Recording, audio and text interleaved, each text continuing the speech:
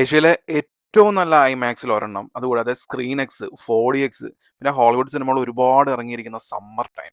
അപ്പോൾ തായ്ലൻഡിലാണ് ഒരു movie trip plan ചെയ്തിരിക്കുന്നത്. അവിടെയുള്ള മേജർ സിനിപ്ലെക്സ് എന്ന് പറയുന്ന ഒരു തിയേറ്റർ കോംപ്ലക്സിൽ ഒരുപാട് ഫോർമാറ്റുകളുണ്ട്. അപ്പോൾ സിനിമ കാണാൻ വേണ്ടി മാത്രമായിട്ടുള്ള ഒരു തായ്ലൻഡ് ട്രിപ്പാണ്. ഇതിന്റെ ചെലവുകളും തുടങ്ങിയ കാര്യങ്ങളൊക്കെ നമുക്ക് നോക്കാം.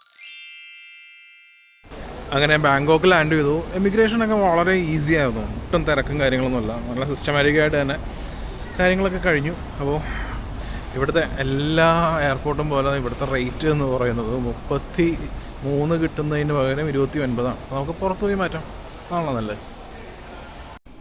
Say no to ivory and enjoy your holiday. ഇപ്പോൾ 2-3 സ്ഥലത്ത് കണ്ടിട്ടുണ്ട്. ഇതിനു മുമ്പ് വന്നപ്പോഴൊന്നും ഇങ്ങനെ ചിലപ്പോൾ ശ്രദ്ധിച്ചിട്ടുണ്ടാവില്ല. അതിന് ഐവറിയുടെ കാര്യം ഇങ്ങനെ പ്രത്യേകിച്ച് എടുത്തു പറയുന്നതായിട്ടും ശ്രദ്ധിച്ചില്ല. അയ്യോ, ഇവിടെ വന്നു കഴിഞ്ഞാൽ ബ്രേക്ക്ഫാസ്റ്റ് 7-Eleven ആണ്. 7-Eleven ഉണ്ടേ എവിടെ. ഓക്കെ, ഇവിടുന്ന് എക്സിറ്റ് 6 എന്ന് പറഞ്ഞൊരു ഗേറ്റ് ഉണ്ട്. ആ ഗേറ്റിലേക്ക് കയറി കഴിഞ്ഞിട്ടുണ്ടെങ്കിൽ നമുക്ക് പുറത്തേക്കുള്ള വഴി. ഇപ്പം നിങ്ങൾക്ക് പട്ടായയിലേക്കാണ് പോകണമെന്നുണ്ടെങ്കിലും എക്സിറ്റ് 6 തന്നെയാണ്. അവിടെ നിന്ന് നേരെ പോവുക. സിം കാർഡ് ഓൺലൈൻ എടുക്കുന്നതാണ് എപ്പോഴും ലാഭം കേട്ടോ. ഈ കാണുന്നതെല്ലാം ഓൺലൈനിൽ ബുക്ക് ചെയ്ത DTACൻ്റെ തിരക്കാണ്. ഓക്കെ, ഈ കാണുന്നതാണ് എക്സിറ്റ് 6, ഗേറ്റ് നമ്പർ 6.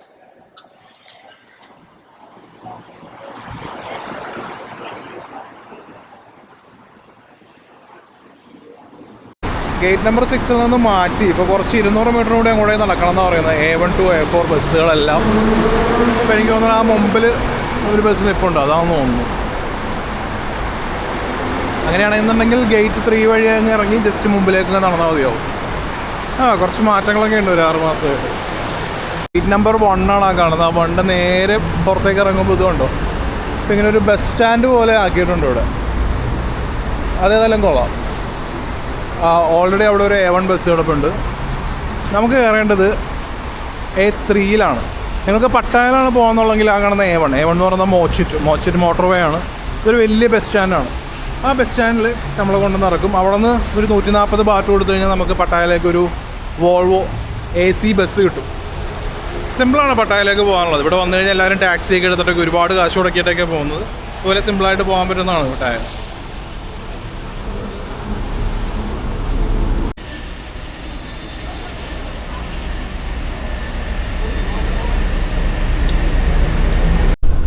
അങ്ങനെ A3 ബസ് വന്നു. ഇവിടെ ഇവർ ചാർജ് ചെയ്യുന്നത് 50 ബാറ്റാണ്.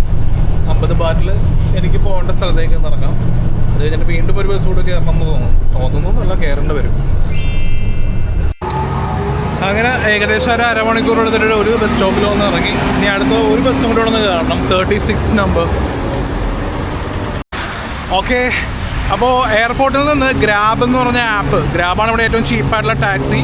ആ ടാക്സിക്ക് കാണിച്ചിരുന്നത് 370 ബാറ്റായിരുന്നു. 370 ബാറ്റ് എന്ന് പറയുമ്പോൾ നമ്മളുടെ ഒരു ഏകദേശം 850 റുപ്പീസോളൊക്കെ വരും ഈ പറഞ്ഞ സ്ഥലത്തേക്ക്. ഏകദേശം ഒരു 20 കിലോമീറ്റർ ഉണ്ട് എയർപോർട്ടിൽ നിന്ന്. പക്ഷേ 2 ബസ് കയറിയാൽ മതി. ആ 2 ബസ് അവിടെ നിന്ന് A3 കയറി. A3ക്ക് ഫിക്സ്ഡ് ആയിട്ടുള്ള ടിക്കറ്റ് റേറ്റാണ് 50 ബാറ്റാണ്. 50 ബാറ്റിൽ ഒരു സ്ഥലത്ത് നിന്ന് ഒരു സ്റ്റോപ്പിൽ വന്ന് ഇറങ്ങുക. അവിടെ നിന്ന് അടുത്ത ബസ് കയറുക. അവർ 12 ബാറ്റ് കൊടുത്താൽ മതി. അങ്ങനെ മൊത്തം 62 ബാറ്റിൽ ഈ പറഞ്ഞ സ്ഥലത്തെത്തി. ഇത് എത്താനുള്ള കാരണം മൂവിറ്റ് എന്നുള്ളതൊരു ആപ്പാണ്. ഞാനതിൻ്റെ ആ ആപ്പിൻ്റെ സ്ക്രീൻഷോട്ട് കൊടുക്കാം. MOOVIT.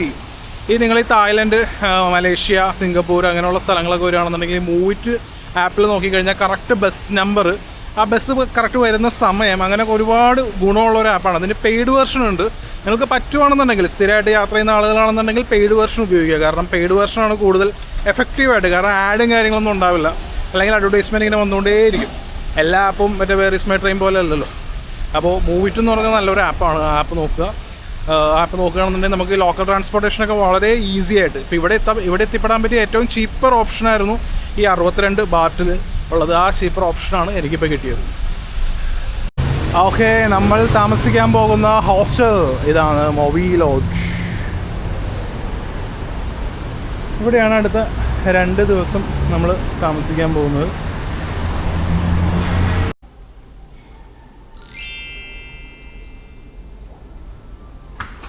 ഈ ഹോസ്റ്റൽ വളരെ നല്ലൊരു സ്റ്റേ ഓപ്ഷനാണ്. നമുക്ക് പോകാനുള്ള ഐക്കൺ സിയാമിലുള്ള മേജർ സിനിപ്ലെക്സിലേക്ക് നമുക്ക് വാക്കബിൾ ഡിസ്റ്റൻസ് മാത്രമേ ഉള്ളൂ. അതുകൂടാതെ രക്ഷത്തേവി എന്ന് പറയുന്ന ഒരു സ്കൈ ട്രെയിൻ നമുക്ക് ബാക്കിയുള്ള ട്രാൻസ്പോർട്ടേഷനും വളരെ കൺവീനിയൻ്റ് ആണ്. ഇതിൻ്റെ വാക്കബിൾ ഡിസ്റ്റൻസിൽ തന്നെയാണ് നമുക്കുള്ള ഷോപ്പിങ്ങിനാണെങ്കിലും അല്ലെങ്കിൽ ഫുഡ് സ്ട്രീറ്റ് ആണെങ്കിലും തുടങ്ങിയ എല്ലാത്തിൻ്റെയും പക്ക ഒരു ലൊക്കേഷനിലായിട്ടാണ് ഈ ഹോസ്റ്റൽ വരുന്നത്. ഇതാണ് പ്രൈവറ്റ് ഡോർമെട്രി, 4 ആൾക്കാരുടെയാണ്. ഇതുപോലെ തന്നെ ക്യാപ്സ്യൂൾ റൂം എന്നാണ് ഇവർ പറയുന്നത്. ഇവിടെയാണ് ഞാൻ താഴെ. മുകളിലായിരുന്നു, എനിക്ക് വലിഞ്ഞു കയറാൻ പറ്റില്ല എന്ന് പറഞ്ഞുകൊണ്ട് ഇതിന് പ്രൈവറ്റ് ആയിട്ടുള്ള ഒരു വാഷ്റൂം ഉണ്ടാവും, ബാക്കിയുള്ളതിന് പ്രൈവറ്റ് ആയിട്ടുള്ള വാഷ്റൂം ഉണ്ടാവില്ല. അതാണ് വ്യത്യാസം.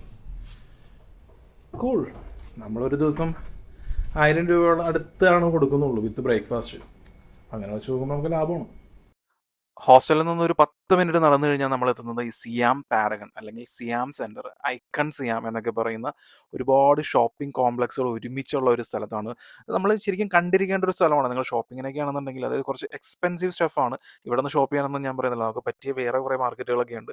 ഇത് കുറച്ച് വലിയ ലൂയി വിട്ടോണൊക്കെ പോലുള്ള വലിയ വലിയ ബ്രാൻഡുകളൊക്കെയുള്ള സിനി കോംപ്ലക്സുകളുള്ള നമ്മളിവിടുന്ന് മേജർ സിനിപ്ലെക്സ് എന്ന് പറയുന്ന നമ്മൾ പോകാൻ ഉദ്ദേശിച്ചിരിക്കുന്ന സ്ഥലം ഇവിടെ തന്നെയാണ്. ഈ 1, 2, 3 ഷോപ്പിംഗ് കോംപ്ലക്സുകളൊക്കെ ഉൾപ്പെട്ട വലിയൊരു കോംപ്ലക്സ് ആണ് ഈ കാണുന്നത്. അതുകൊണ്ട് തന്നെ ഈ കുങ്സ്ട്രീ ഐമാക്സ് എവിടെയാണ് എന്ന് കണ്ടുപിടിക്കാൻ ആദ്യമായിട്ട് വരുമ്പോൾ ചെറിയ ഒരു ബുദ്ധിമുട്ടൊക്കെ ഉണ്ടാകും. പക്ഷേ തായ് പീപ്പിൾ വളരെ ഫ്രണ്ട്ലി ആണ്. അപ്പോൾ നമ്മൾ എവിടെയാണെന്ന് ചോദിച്ചു കഴിഞ്ഞിട്ടുണ്ടെങ്കിൽ അവർ കറക്റ്റായിട്ട് തന്നെ പറഞ്ഞു തരും. ഏറ്റവും ടോപ്പിലായിട്ടാണ് ഈ കുങ്സ്ട്രീ ഐമാക്സ് വരുന്നത്. പാരഗൺ സിനിപ്ലെക്സിൻ്റെ ഈ ഒരു കോംപ്ലക്സിൽ ഒരുപാട് ഫോർമാറ്റുകളുണ്ട്. ഐമാക്സ് ഉണ്ട്, സ്ക്രീനെക്സ് ഉണ്ട്, 4DX ഉണ്ട്, എനിഗ്മ, പിന്നെ അവരുടെ തന്നെ പവാലിയൻ എന്നൊക്കെ പറഞ്ഞിട്ടുള്ള ഒരുപാട് ഫോർമാറ്റ് ഉണ്ട് ഇവിടെ.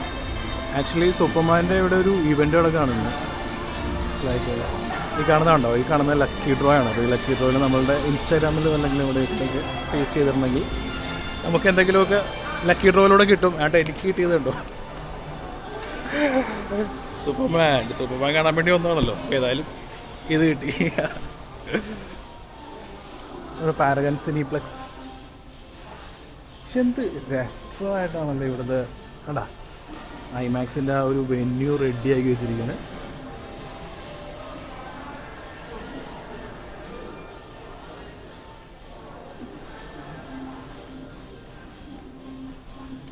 ഓക്കെ, എൻ്റെ ലൈഫിൽ ആദ്യമായിട്ട് സ്ക്രീനെക്സ് എക്സ്പീരിയൻസ് ചെയ്യാൻ പോകുന്നതാണ്. സ്ക്രീനെക്സ് 2 പടം കാണാൻ പോവാണ്.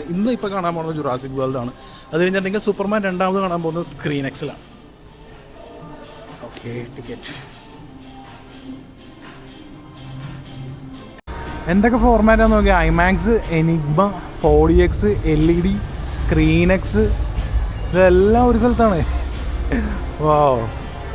അതായത് തായ്ലൻഡ് എന്ന് പറയുന്നത് സിനിമ ലവേഴ്സിൻ്റെയും കൂടി ഒരു സ്വർഗ്ഗമാണ് എന്നാണ് നമ്മൾ മനസ്സിലാക്കേണ്ടിയിരിക്കുന്നത്. ഇവിടെയുള്ള എല്ലാ സ്ക്രീനും ലേസർ പ്രൊജക്ഷനാണ്. ഒരെണ്ണം പോലും നമ്മുടെ സാധാരണ ഈ പറയുന്ന സിനോൺ പ്രൊജക്ഷൻ, സിനോൺ എന്ന് കേൾക്കുമ്പോൾ ട്രിവാൻഡ്രംകാർക്ക് ദേഷ്യം വരും. വടവ. അപ്പോൾ ഇതിൻ്റെ റേറ്റും കാര്യങ്ങളൊക്കെ കൊടുത്തിട്ടുണ്ട്. ഐമാക്സ് വിത്ത് ലേസർ, എന്താണ് എല്ലാ ഫോർമാറ്റ്. ഐമാക്സ്, എനിഗ്മ, VIP, സിയാം പവലായി എന്ന് പറഞ്ഞൊരു ഫോർമാറ്റ്, എന്താണെന്നറിയില്ല. Laser plex, okay, 4DX, LED, സ്ക്രീനെക്സ്, എല്ലാം ഇതിനകത്ത് തന്നെ. ഇവിടെ സൂപ്പർമാൻ ഫിലിമിൻ്റെ പ്രീമിയർ ആണെന്ന്, അപ്പോൾ അതിൻ്റെ പരിപാടികളൊക്കെ നടക്കുക.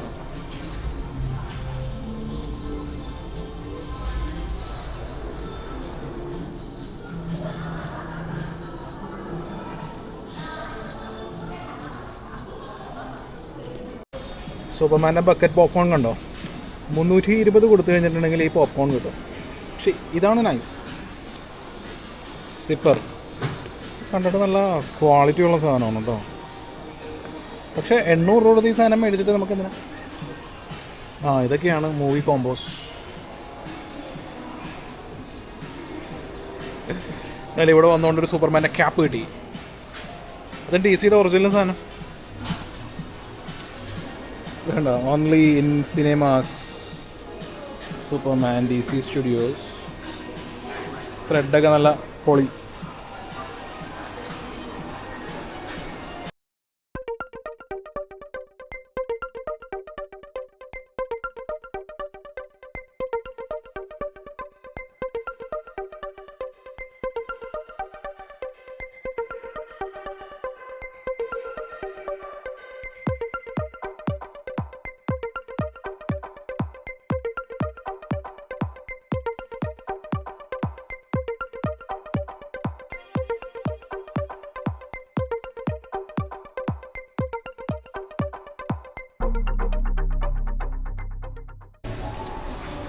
ചില സിനിമകളൊക്കെ ഇവിടെ നേരത്തെ റിലീസാവുന്നുണ്ട്. ഇപ്പോൾ എക്സാമ്പിൾ കാണുന്നുണ്ടെങ്കിൽ സൂപ്പർമാൻ ഇന്ന് 9-ാം തീയതിയാണ്, ഇന്ന് രാത്രി പ്രീമിയർ ഉണ്ട്. പിന്നെ 10-ാം തീയതിയാണ് റിലീസ്. നമ്മുടെ ഇന്ത്യയിൽ 11-ാം തീയതിയാണ് റിലീസ്. പക്ഷേ കരാട്ടെ കിഡ് ഇവിടെ 17-ാം തീയതി ജൂലൈയിലാണ് റിലീസ് ആവാൻ പോകുന്നത്. അങ്ങനെ നോക്കുമ്പോൾ നമ്മൾ പിന്നെ how to train your dragon അങ്ങനെ ചിലതിൻ്റെയൊക്കെ കുറേ വ്യത്യാസങ്ങളുണ്ട്. അപ്പോൾ കൊള്ളാം. ഏതായാലും ഡോൺലി അല്ലേ ഇത്? ഡോൺലി, അതെ, മൊതോങ് സോക്ക്, പുള്ളിയുടെ ഏതോ പടമുണ്ട്. എഴുതിയിരിക്കുന്നതൊന്നും വായിക്കാൻ പറ്റുന്നില്ല. ഇതാണ് സ്ക്രീൻ എക്സിൻ്റെ സ്ക്രീൻ വരുന്നത്. ഈ സൈഡിൽ ഇങ്ങനെയൊക്കെയാണ് വരുന്നത്. ഞാനിതിലെ ബാക്ക്ഗ്രൗണ്ടിലെ സൗണ്ട് മാറ്റാൻ കാരണം ജുറാസിക് വേൾഡിൻ്റെ വളരെ ഫേമസ് ആയിട്ടുള്ള തീം മ്യൂസിക്കാണ് ഇവിടെ പ്ലേ ആയിക്കൊണ്ടിരിക്കുന്നത്.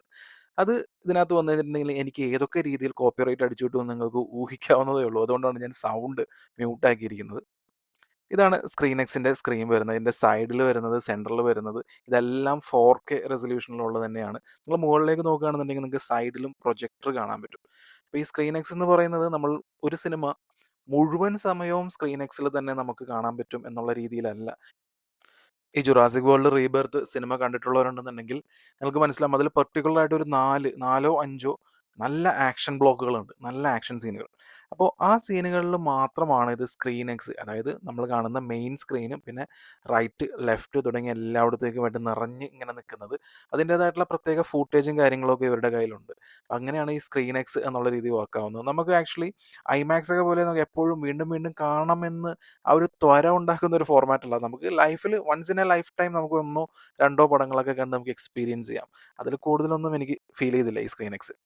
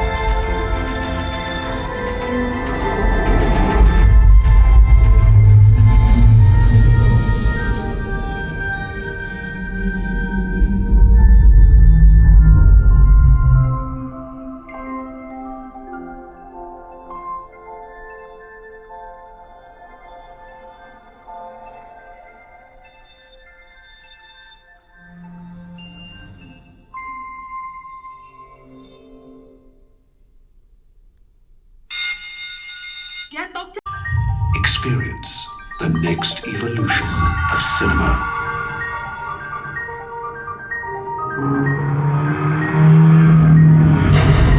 Behold more action.